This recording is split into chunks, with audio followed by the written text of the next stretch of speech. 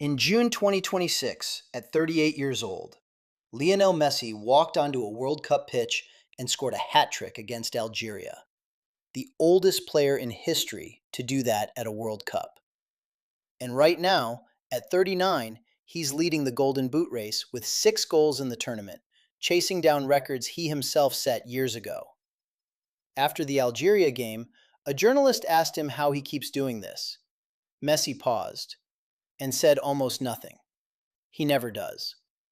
But 2,400 years ago, a Greek philosopher already had the answer, and it has nothing to do with talent. The 2026 World Cup is supposed to be Messi's farewell, a victory lap, a final bow, a chance for the world to say goodbye to the greatest player it had ever seen, gracefully, without expecting too much.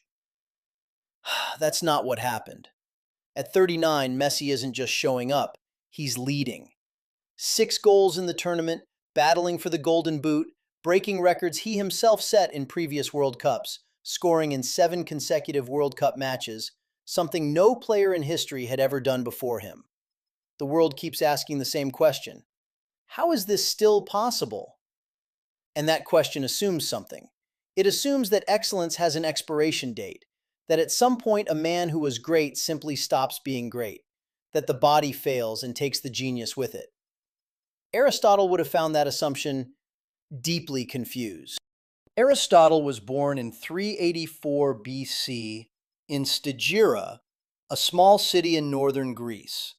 A student of Plato, later the teacher of Alexander the Great, the man who conquered most of the known world. But Aristotle wasn't interested in conquest. He was interested in one question. What does it mean to live well? He spent decades trying to answer it, and the result was the Nicomachean Ethics, one of the most influential books ever written. At the center of that book is a concept almost everyone misunderstands: areté. We usually translate it as virtue, but in Greek it means something closer to excellence, the full expression of what a being is capable of becoming. And Aristotle's argument was radical then, and it's still radical today. Areté is not a gift, it's a habit. He didn't say the excellent person is born excellent. He said the excellent person becomes excellent through thousands of repetitions across years, until what began as effort becomes second nature, until what was once a choice becomes who you are. We are what we repeatedly do, he wrote. Excellence, then, is not an act, it's a habit. But Aristotle went further than that. He said that once a person truly builds areté, once it becomes a stable part of who they are, what he called a hexis, it doesn't simply disappear when conditions change. It deepens. It transforms. It finds new expressions.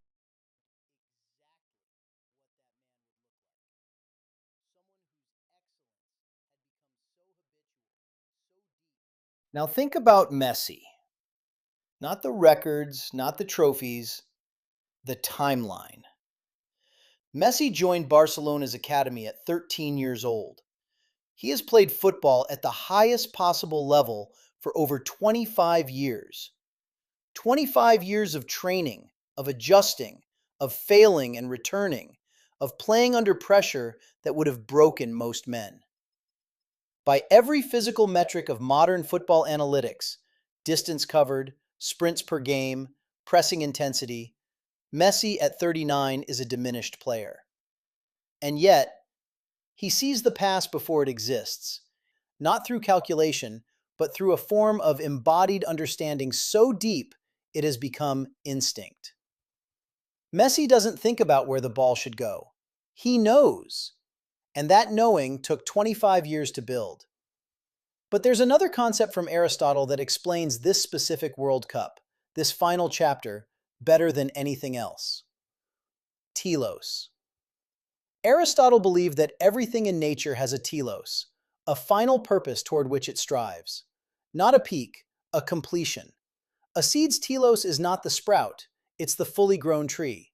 And Messi's telos was never 2012, when he scored 91 goals in a calendar year, or 2015, when Barcelona won the treble. Those were extraordinary stages in a journey, but a journey has a destination.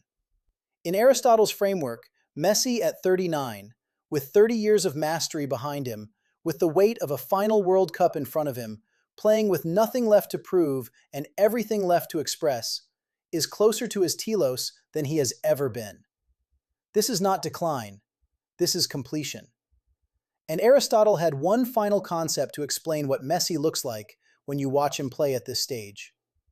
Eudaimonia. We translate it as happiness, but that's wrong. The Greeks had a word for happiness, heidone. Aristotle chose a different word deliberately. Eudaimonia means flourishing, living in full accordance with your highest nature, being completely what you are most capable of being. Messi is not playing in this World Cup to win something. He already won everything. He's not playing to prove something. The debate is over. He is playing because this is what he is. The ball at his feet, the world watching, the game and the balance. That is his highest nature expressing itself. That is eudaimonia. And you don't retire from eudaimonia. Here's what Aristotle would say to the people asking when Messi will stop. You're asking the wrong question. The right question is not when does excellence end? It's what does this tell us about excellence itself? We live in a world that celebrates early, that measures achievement by how young you were when you reached it, that looks at a 39-year-old athlete and sees something ending rather than something completing. Aristotle had a different model.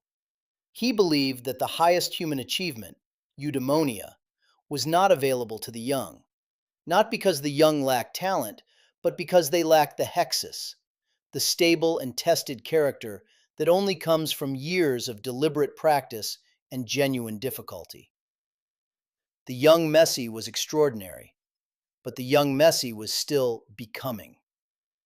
The Messi standing on that pitch in 2026, with 39 years of life and 25 years of mastery, that Messi is something different. That Messi is complete. And maybe that's the thing worth carrying away from this World Cup, beyond the goals and the records. The image of a man who spent 25 years building something, quietly, relentlessly, without shortcuts, and is now watching it reach its fullest expression. Aristotle spent his entire life trying to describe what that looks like. He called it the highest thing a human being can achieve. We just call it Messi. Aristotle never watched football. He never saw a man dribble past four defenders with his left foot in the final minutes of a World Cup knockout game. But he described exactly what that man would look like. Someone whose excellence had become so habitual, so deep, so fully his own, that it no longer required effort, just expression. We are what we repeatedly do. Messi has been doing this for 25 years. And Aristotle already knew men like that don't fade, they complete. If this kind of conversation is what you came here for, there's more where this came from. Subscribe, and we'll keep going.